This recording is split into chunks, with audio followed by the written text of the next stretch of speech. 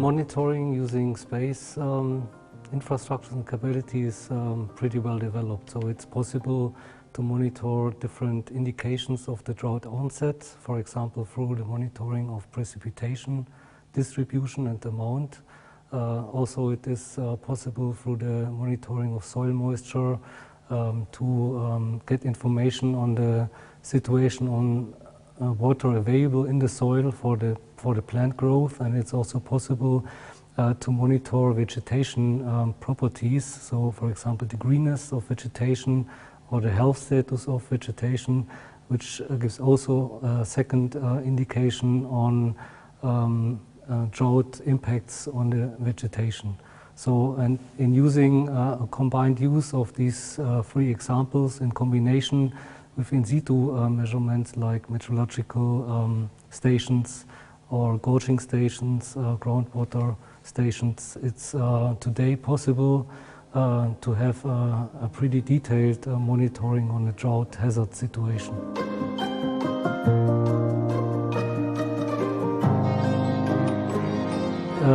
Well, we at the United Nations Office for Outer Space Affairs, we are not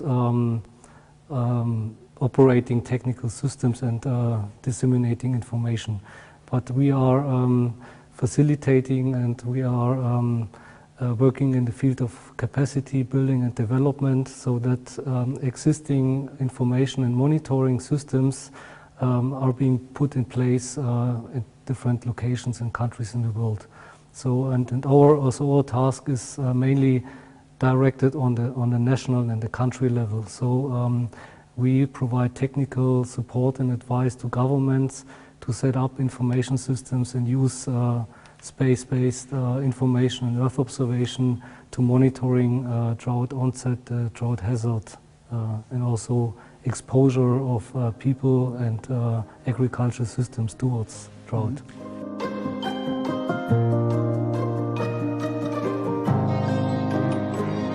First of all, we very often recognize and can state that the decision makers and the mandated agencies in these countries are not really aware on this technology. So they are not aware on the capabilities of Earth observation to contribute to drought early warning or to contribute to drought hazard assessment. First of all, the step is there, to make them aware on the capabilities and to make them aware on where to access this data and information and how to use it.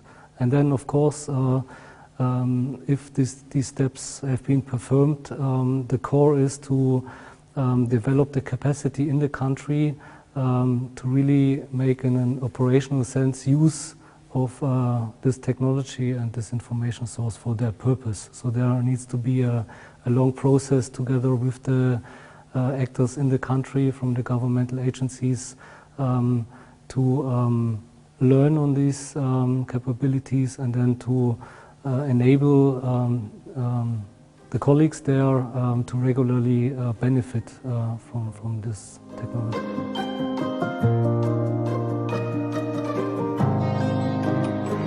One of our main tasks is to provide technical advisory support.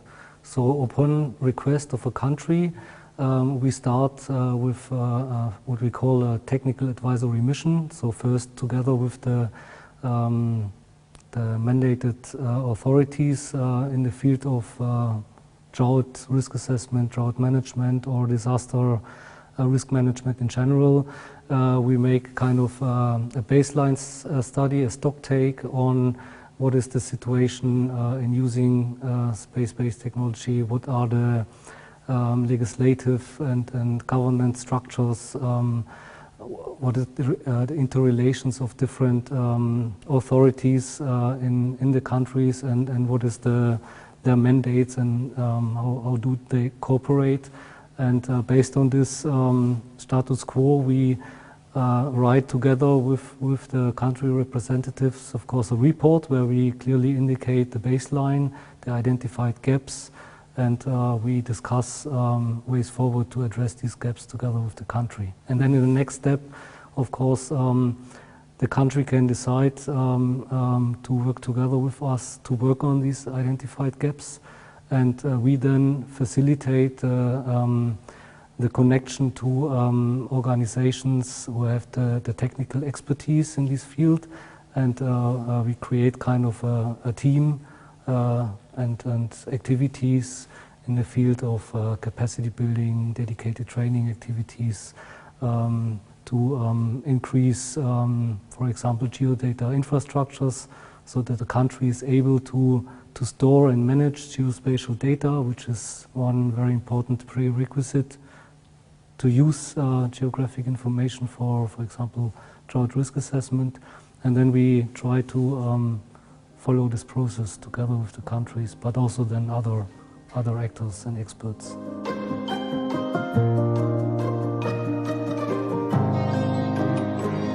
Yes, of course, that's a big issue, and that was to a large extent a big hindering issue in the use of this expensive technology. But there is, it can be recognized that there is a paradigm shift taking place. So it started with satellite missions in the United States called the Landsat mission.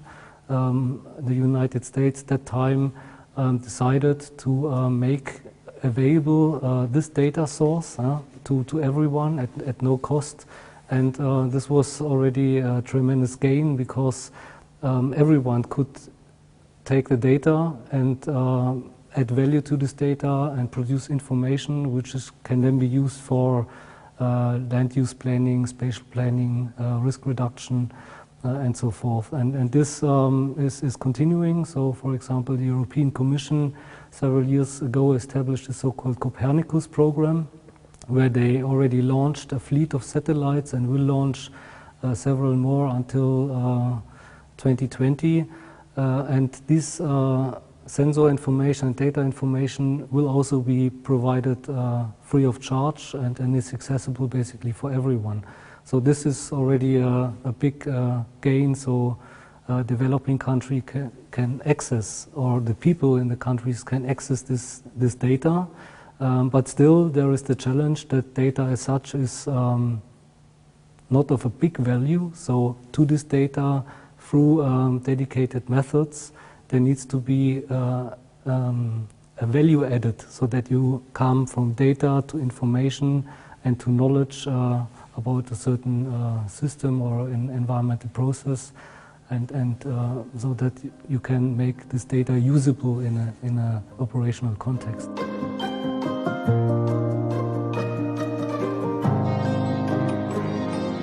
Well, the first positive development is that everyone has access to the data. This is already a very good step forward. But of course, the capacities, what to do with this data, how to do it, and how to get the value and information out of this data, this is still pretty poor in many countries. And there we really have to work in increasing these capacities in these countries, so that if possible, all countries can benefit from the space infrastructures and the data from this source as best as possible. So we really focus on development cooperation, capacity development in the countries, and we try to facilitate this and try to establish cooperation, bringing together the actors from the space community with the actors from national disaster management authorities. And then in this exchange over time, that organizations in specific countries build up capacities to benefit from this technology.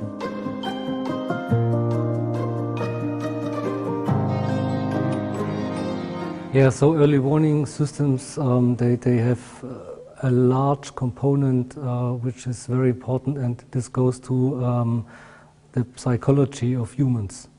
Early warning systems, you have to understand that you are monitoring through different sensors the onset of a threat, being it a drought. Yeah? And also people, through their intrinsic knowledge, they some groups in the population, they experienced droughts in the past, they experienced tsunamis in the past, so they are aware of natural signs, natural warning signs. Other groups, they are not aware of natural warning signs, and they simply cannot take this source to transfer this information into a decision. And this is also true in the technology part. So if a person is not aware that these technologies exist, that they are reliable, that they provide trustful information, then this person is more or less maybe not believing in this source of information and is not transforming this information into an appropriate action. So it's in early warning systems, the key is to link the information, being it derived from technology, through sensors, or through natural early warning signs, into intrinsic trust in the person, being it the decision maker at the national level who has to decide, I have to evacuate 1 million people because the tsunami is coming, or I have to activate now different safety nets in drought.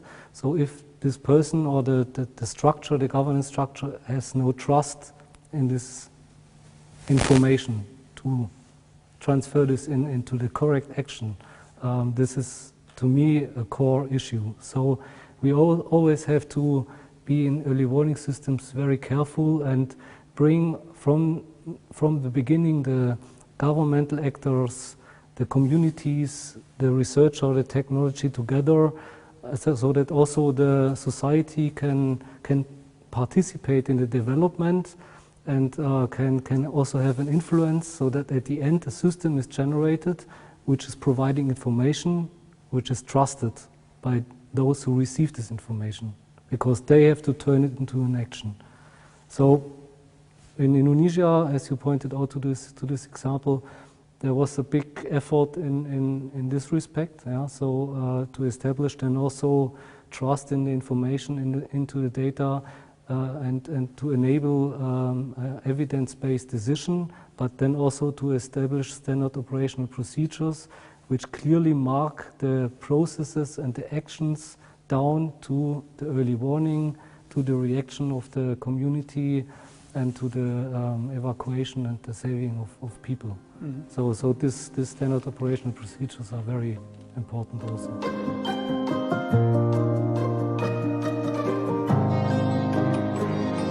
Well, I think the tsunami case, I mean, it's also not trivial, but what is a bit easier there is that a tsunami is pretty clear. Yeah, it's a big wave of water with a tremendous speed hitting the coast and affecting the people.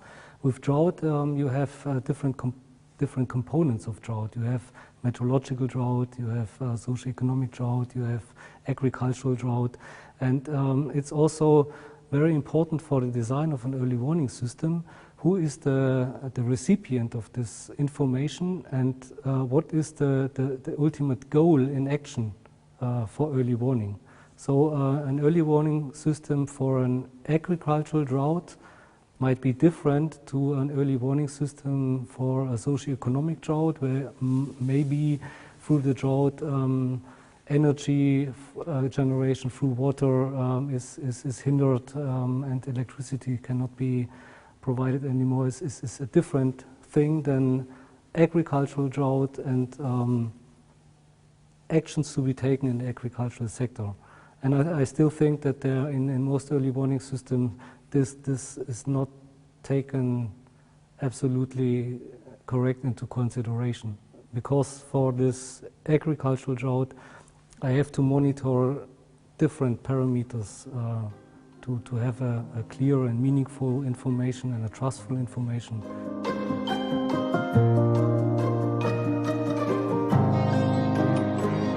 Yes, for sure, all sectors have to be integrated into a development of early warning systems. So not only the civil society, the civil sector or government, so also the private sector, for sure.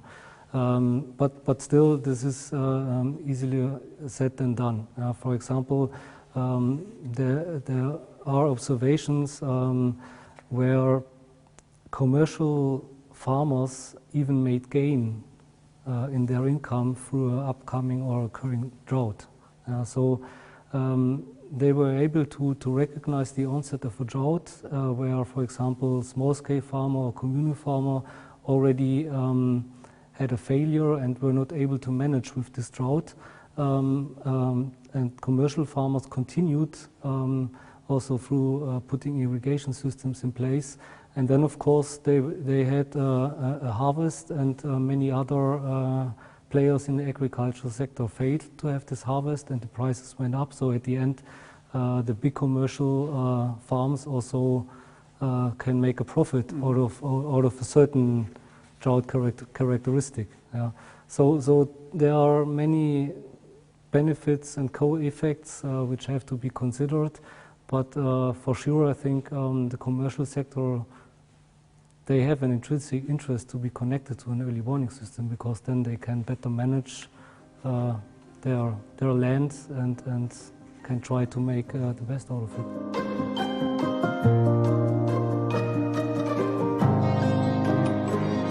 To be honest, I would say we are thinking too much into technology aspects of early warning systems, because at the end, as I said previously, the core thing is the perception by the people of the situation, of the early warning information, of the early warning message, and transferring this into action. And it's very important to, through education in schools, for example, to make aware on the hazard knowledge, how different natural signs of an onset of a drought or a certain drought characteristics are there, so that people have knowledge on these hazards and the associated risks. And only if they have this knowledge, and if there is an early warning, they can combine these two things and are convinced to take a certain action. And therefore I think investing in education and improving on, let's say, the spatial mindset of people in understanding about the risk and transforming this understanding into an appropriate action in their family and in their job is one of the core issues in early warning systems.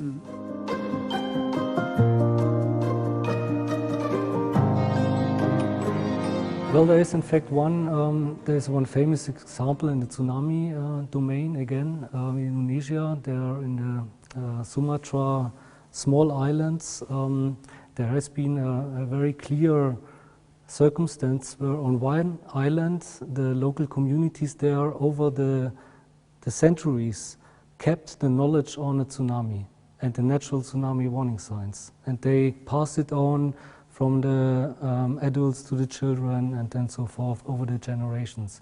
And on this island, almost no one was affected by directly affected. Of course, there are houses in the inundation zone, you cannot, but they could rescue themselves. They were able to see the natural warning signs, and they directly started their evacuation to higher grounds.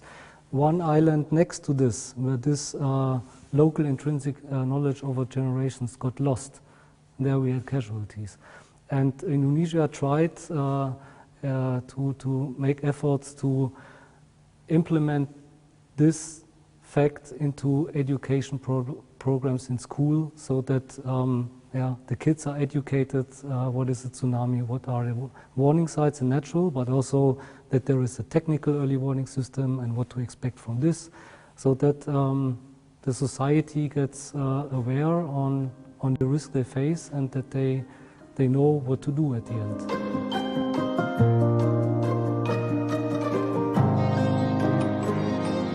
Well, from today's discussion, I would say there are two main take-home messages. I mean, they will not cover the whole challenge we face, but these are, I think, very important challenges to look at. One is to come from purely hazard-based early warning systems, which only take account hazard information for the decision of an early warning, to an impact-based and risk-based early warning system.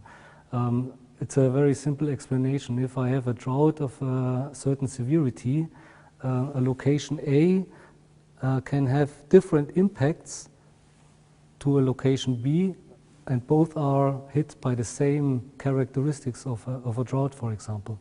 So in terms of early warning decision, it is important to take the impacts and the vulnerabilities and the risk more into the logic of early warning decision, and to direct then different warnings to these different areas, because location A will not be that much affected and location B more, and I need other intervention strategies for this location B.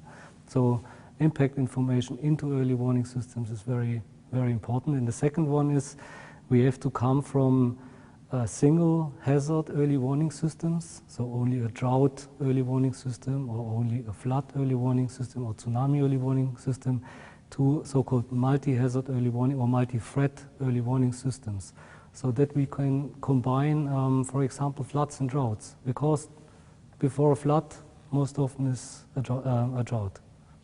So there is an interrelation, and to use their synergies in this early warning system is very important, and also to look more into the complexity of cascading effects, so drought to, of course, food insecurity, but as we learned today, also to humanitarian crises, conflicts and migration. So to connect these issues, because they are interconnected. I think these two things are challenges we have to work on.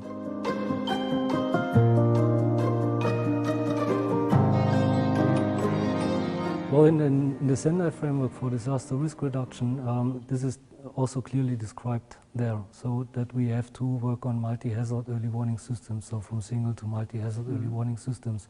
And through the Sendai framework, this is now in the course of the implementation, is now, of course, put to the countries. They have to be also enabled in this respect, and I think this is initiated, and there are examples where a tendency towards impact-based and multi-hazard early warning systems is being made. So I would say it has been recognized. It's laid down in for example, the Sendai framework, but of course the challenge is to bring the written things into the real world, and this is where we need all to work on.